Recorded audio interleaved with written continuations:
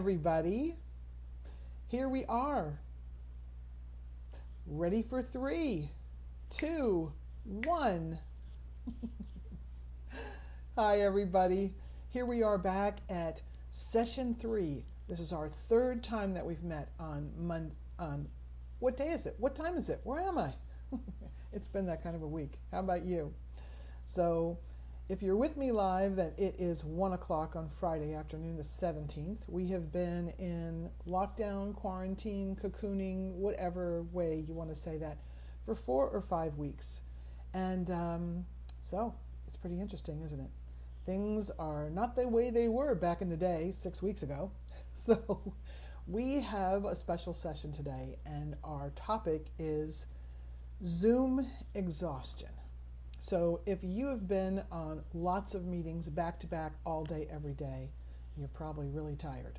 So you're probably going to want to see this when you can relax, when you can watch the replay, and think about, what is she saying this week? So I have a session for you today, special. So there's a couple of things that are true about Zoom exhaustion.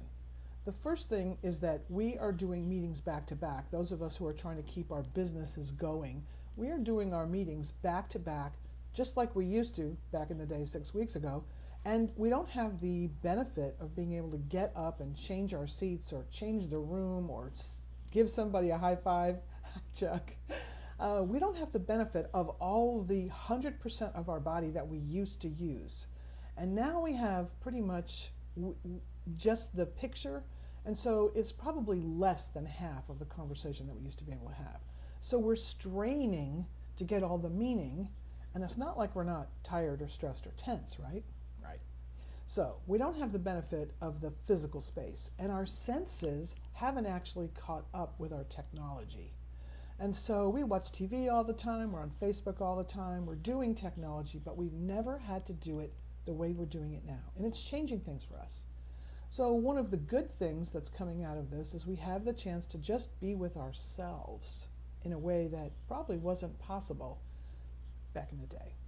And so we can't move, we can't high five people, and one of the other things that's true is that we are physically straining. We're sitting in the same chair all day, and hopefully you have a good chair. The same chair, the same screen, and we are just on it in a way that our bodies weren't built for. And there's one more thing that makes it interesting for Zoom exhaustion, and that is that nobody's ever taught us how to use our senses. Now, remember you were in kindergarten and they had 5 minutes and they said, all right, now you have 5 senses, and you can probably all do that exactly the way you did it then. Hi, Rachel, how are you? And I'm going to say hi to you as you come on because I know lots of you are watching it in replay, so I want to be sure that I connect with you too. So hi, Rachel. Thank you.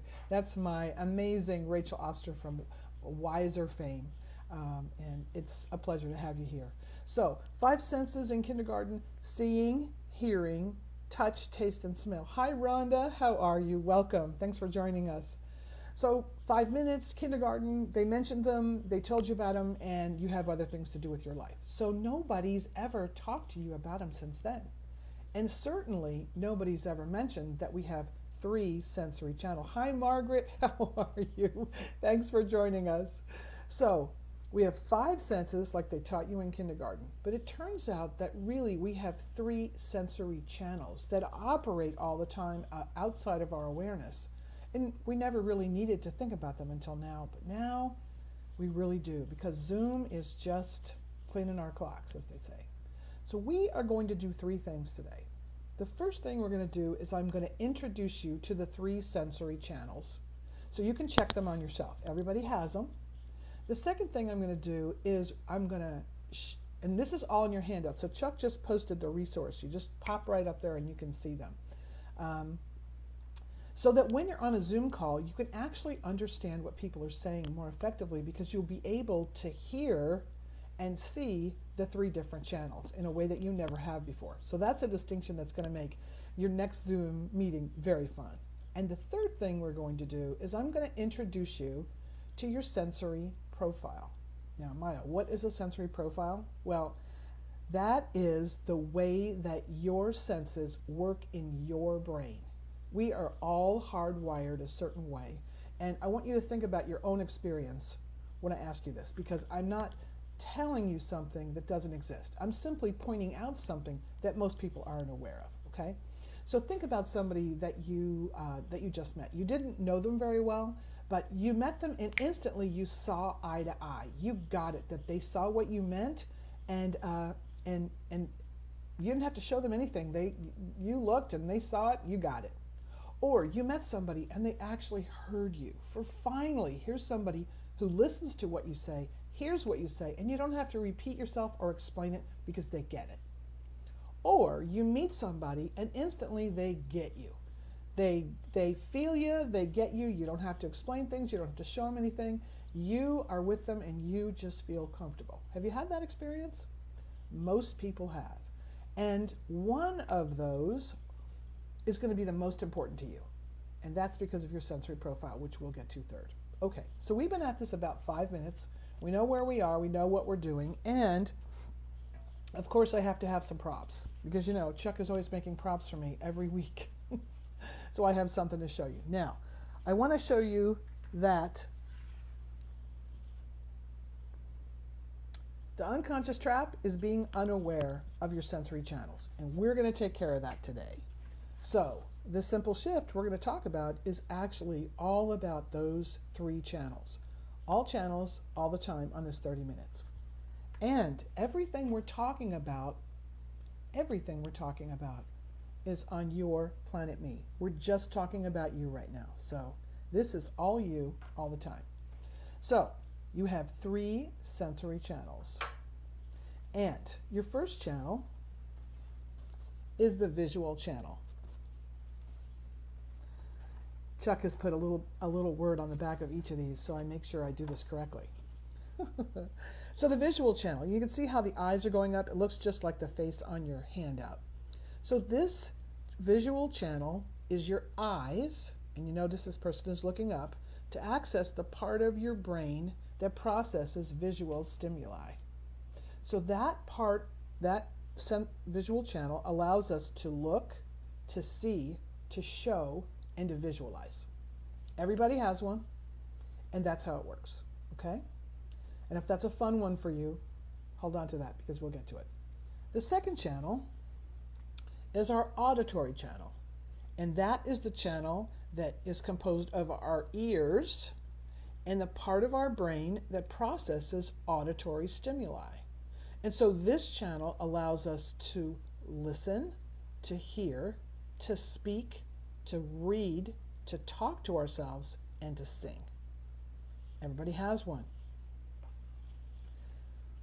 And the third sensory channel that we have is called the kinesthetic channel. That's a $25 word that means everything else that isn't our eyes and our ears. And it's our whole body and the part of our brain which is right, it's not up here, it's not here, it's kind of like, see this person is looking down, and that's because it's way at the back of your head. It's called the limbic system, the amygdala, and that's where we process everything that is about touch, taste, smell, our intuition, our everything sensory, moving, connecting. You know, you meet somebody and you kind of get a connection, but you don't know. That's part of kinesthetic. And it also is about moving through space. So those are our 3 channels, and all of us can do all those things. So have you ever thought of those channels before? Most people haven't. And what does that have to do with being on Zoom? Well, here's the interesting thing. If the channel that you rely on the most is visual, then you really want to see what's happening on Zoom. And in fact, Zoom is built for us who are visual. 60% of the planet wants to see it first. And that's why we're on Zoom. That's why we need to see each other's faces. That's why Facebook is so powerful. That's why we have billboards all over the place so we can see it. See, I want to show you. I want you to, oh, look at this, look at this. That's our visual channel, and it's very strong in a lot of people. It's also very strong in our culture right now. And so that's why Zoom is such a big deal, because we need to see. Well, after a while, just looking, without being able to use our other senses the way we normally do in real time in a real meeting, and also having our faces up there without being able to look away, that's exhausting. And so one of the things that some of us can do in a large meeting is we can take video off and just put our picture up there and then lean back in our chair and scratch our neck and stretch before we get back in. So the auditory channel, if we just had you on the phone, we could concentrate on the auditory. And if we need to do that, that's where we get all the information. But when we are looking, sometimes we don't hear all the things we need to hear, and sometimes we lose track because we're not really paying attention in a way that is useful. And the other piece is the kinesthetic channel. So Zoom doesn't really do very much for the kinesthetic channel at all, does it? I mean, can you feel them through this? Sometimes you can feel them through the screen, and if they're your friends, you can, but you don't always get the same feelings watching the screen as you do in a real meeting in real time. And that's just because our bodies haven't caught up with the technology, and that's a little bit hard. So I've got a couple of you on the phone with me right now, so before I do anything else, I want to ask you, and of course I know there's a 20-second lapse, so what do you think about these 3 channels? Did you already know about them? Is this some new news? And one of the reasons that I asked the questions, and I'm waiting for you, I know you're going to reply, is because this is kinesthetic. This gives us a chance to connect, to think about what we just heard, and then connect by typing. So, and I'm looking at the screen. Let's see. Let's just do this, because I'm visual. I see that that's coming up at the top of my head. Now, one of the things that's cool about this, and I'm just inviting you to respond or not, as you choose. One of the things that's cool about understanding visual, auditory, and kinesthetic is because you start to understand that everything is not the same for everybody. We don't pay attention always to what we see. Some of us pay attention to what we hear, and some of us pay attention to what we're feeling. And so we're not all doing the exact same thing, even in a meeting, even in a Zoom. So I'm going to assume that you're still thinking, and I'm going to take us to the second piece that we're doing today. I'm also going to show you that on your handout that you'll get is here are your 3 sensory channels, and here are the things that they allow you to do. Okay? So now we have another page in our handout, and that is how you can distinguish what channels people are using in a meeting. So not all conversations are created equal. Not all conversations are as fun as you want them to be. And thank you, Chuck. Hi, Monica. New to me, yay. Hi, Stephen. Yay. Okay, thanks, guys. And hi, Monica and Stephen, for joining us. And you know what? Once again, I always have to remember when we're doing these, this isn't a performance. This is just like, here we are making it real. So I love it that this is new news for folks, and I love it that we can make it work for us. So any questions that you have, we'll get to them as you scroll them, and we'll go to the next thing. So the next page is basically, we've got all 3 channels, but you know what? The language sounds differently. So first I showed you in visual. Thanks, Monica. First I showed you in visual what it looks like. So eyes looking up to access your visual cortex, eyes looking to the side to access, it's called a cochlea, which is the part of your brain that translates language and sound. And then back here in the back of your head, which is the limbic system, which is the seat of your emotions and everything kinesthetic. You see me waving my arms around? That's really kinesthetic. Okay, so this page is basically so that you're at a meeting and you're listening to how people are speaking, and you realize that some people are saying, well, I want to show you this. It looks like this. I want you to envision this perspective. And they might be the people that you enjoy the most. And then there's other people who are talking in ways that are like, what? These are the people who, for me, who say, okay, I want you to listen to this. This is what it sounds like. And I want us to be in harmony in this conversation. Now, in my head, I'm thinking, what are they talking about? Sometimes people in a Zoom meeting who are not using your sensory language, they're speaking English, but it makes no sense to you what they're trying to say. And that's because all of us use our senses to actually explain things and experience things. And once again, remember, this is Planet Me. This is how we do it on my channel, but you know what? There might be other people who do it on their planet a different way. And that makes Zoom so tiring, because what you're trying to do is you're trying to translate what you're hearing, but you're not getting it with all your senses. So I'm hoping that this little page will help you to and it'll give you something to do when you're on a Zoom meeting, really, is to listen to the way people are using language and start to see the channels that they're using. So kinesthetic, those are the folks who mostly don't talk a lot in meetings because they're not using auditory to understand.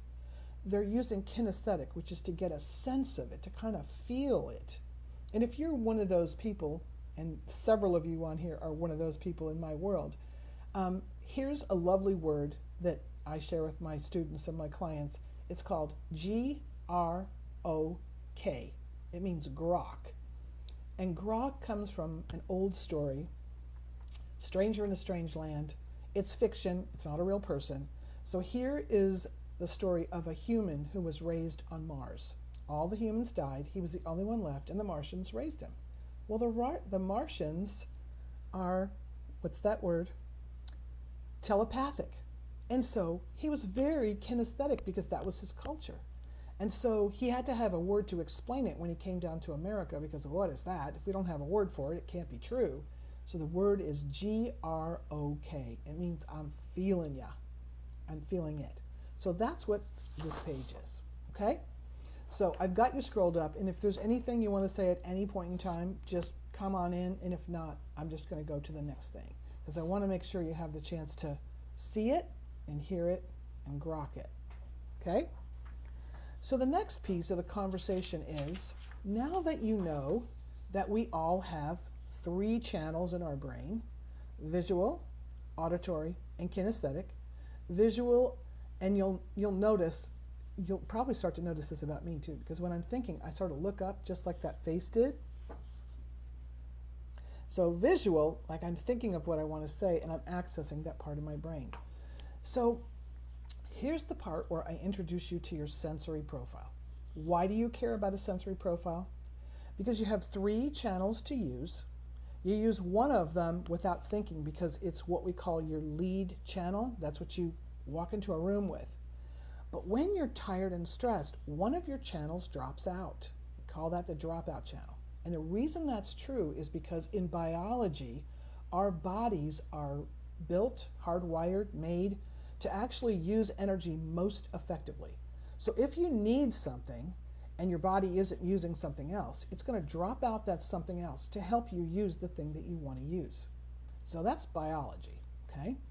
So when you think about whether you have your hand out or not, here's what I want you to answer for yourself. And if you get the chance to click in, click in. So the question is, what's the first thing you do when you arrive at something new? Here are your 3 choices. Do you look around? And the funny thing is, when I ask this in class, I say, what's the first thing you do when you go someplace new? And the people who look around go, look around? Like, who wouldn't look around? Of course, we all look around. 60% of us look around. 40% of us don't.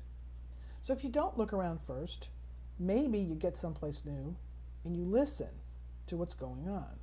So is it quiet? Is it loud? Are your friends there? You're listening. You're not looking. 20% of the population does that. And if you don't do either of those 2 things, maybe what you do is you stop before you go in and you kind of get a sense about things before you proceed. That's when you grok what's happening. 20% of the population does that. So we all do one thing first, except for some of us who do 2 things first. And that is listen and feel, or look and feel. So when you look at your handout, circle the one that's true for you. I've got visual circled because that's the first thing I do. But I also have kinesthetic circled because I do that at the same time. So that's the first question. Now, I'm going to trust that everybody got that right. I'm going to trust, because this is how it happens in my classes, that everybody went, huh, I never thought about that. Great. That's why you're on the call with me. Now, there's a middle space that says second, and there's no words there. And that's because we're going to skip the second for a moment, and I'll tell you why. The second one, maybe you know what it is, maybe you don't know what it is. It's kind of hard for people to figure that out. So what I do is I skip to the one that's really easy to figure out. First, what do you do first? And also, when you're tired, stressed, or overwhelmed, like maybe now, the whole world is tired, stressed, and overwhelmed, and some of us more than others. What is harder for you to do? Sometimes when you're tired, stressed, and overwhelmed, especially if visual is not your first, you find that you can't find your stuff. You can't find your car in a parking lot, you are moving too fast, you can't find your keys, you're trying to go someplace, you can't find your shoes. So when you are tired and stressed, maybe you can't find your stuff. Then there's others of us who, when we're tired, stressed, and overwhelmed, we can't respond to questions, we just can't listen to one more person talk. We don't even know what we want to say if somebody asks us a question, and we just want to turn all the noise off. It's just too much for us. I'm one of those people. Sometimes on this live Facebook, see, like right now, it's like, what was the word? What's that word? Fortunately, I'm married to somebody who's very good at the words, and the words don't drop out for him. Now, might be that if visual doesn't drop out for you, if auditory doesn't drop out for you, kinesthetic might be the thing that drops out for you. And that is what happens to Chuck. I lose my auditory, and Chuck loses his kinesthetic. And all that means, for those of you that lose your kinesthetic, it means when you're tired and stressed, you want people out of your face.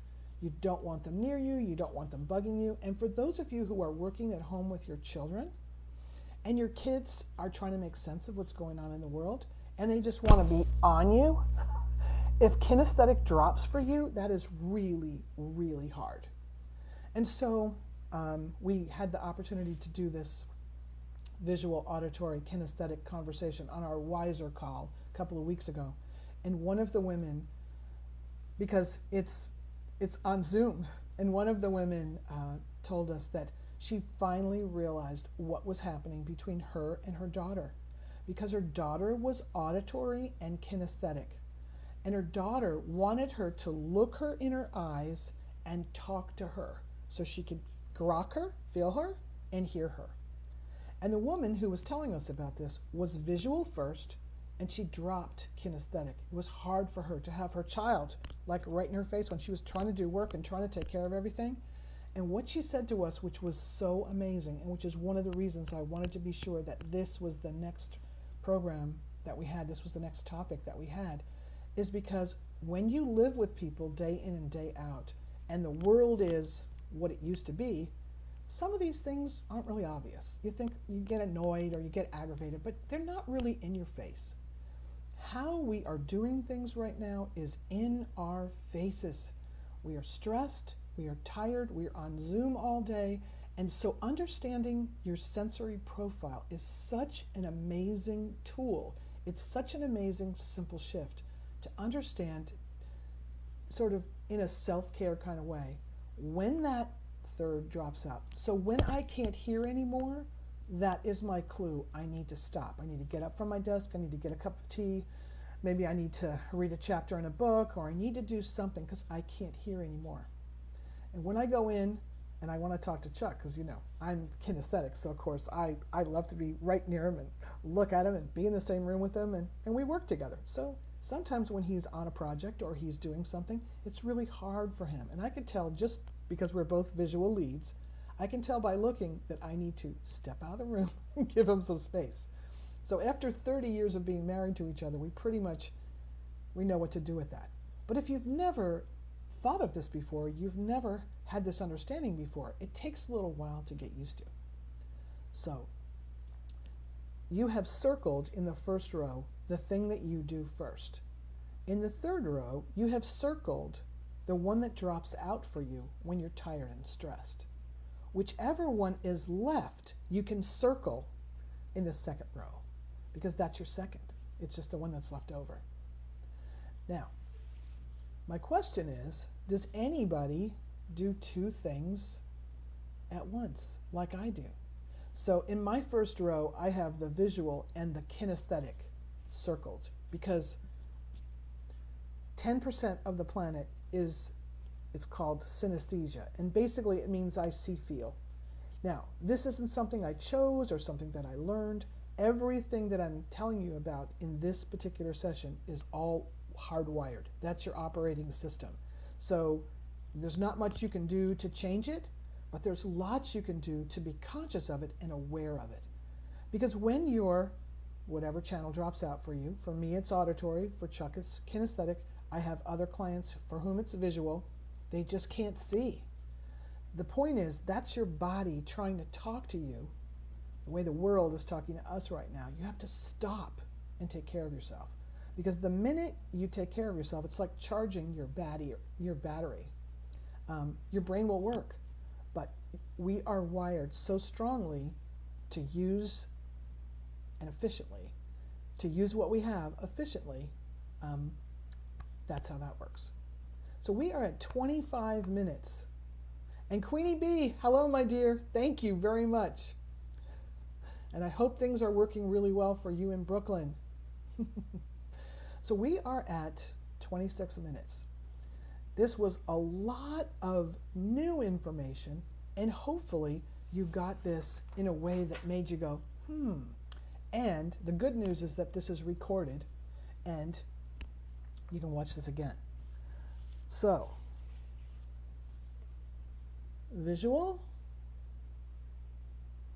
60% of the planet wants to see it. Absolutely. I'll talk to you later, Queenie. 60% of the planet wants to do visual. And so if you're visual, you're happy. That's why we have Netflix, is because 60% of us are visual. 20% of us want to listen. That's why we have Spotify. There are those of us that don't know what we would do without our day without Spotify, okay? It's auditory. That's why we have podcasts. That's why we listen to the news. Auditory. And the folks who are having the hardest time right now are the kinesthetic folks, the folks who want to grok it first. Because, and this is why we're baking bread. This is why we're baking bread with our families. This is why we're hugging our children. But those of us who are alone in our homes, there's no one to hug, there's no one to high five, it's really, really hard for us. So if you understand how your senses work, if you're not getting enough on kinesthetic, maybe you can give yourself more visual. You just understand that these are 3 channels that help us all the time. And when you realize that they're there, things look different, things sound different, things feel different. When you realize that these channels will work for you. They're working for you anyway when you're not paying attention, but once you pay attention, you can really make them work. So, 28 minutes. I just want to thank you for being here with me.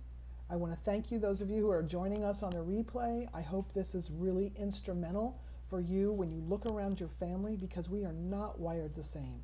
If you and your spouse are not wired the same, which mostly happens, sometimes it can get really challenging if you don't understand that that person's 3rd channel, we call it the dropout channel has dropped. I don't want to talk, or I can't see what you have to tell me, or please just get out of my face. If you don't understand why that's happening, and they don't understand why that's happening, it's kind of hard. So hopefully understanding about your 3 sensory channels and understanding about your sensory profile will make your Zoom meetings a little bit more fun, because the folks in the meetings, unless you forward this to them, won't know, and you'll have a little secret something that you know. And also, but mostly, I hope that it helps you with your families, because we are all up close and personal, and we are alone in a way that we have not been alone, maybe in our lifetimes. So, next week, we're going to talk about something that's sort of along these same lines, but also a little bit interesting, and that is our personality styles, our communication styles are really showing up in our homes where we are just sort of stuck together. And we're going to talk about some things that will make it really interesting to communicate more effectively with your family and with your team. So thank you for joining me. I can see your faces. You're all just Maya. Hi, Susan. It's nice to see you, darling. Thank you for joining me. And for the next 15 seconds, I just want to smile. There's my kinesthetic access and tell you, thank you so much. Stay well, stay safe, stay home if you can, and understand that we got this. Love you guys.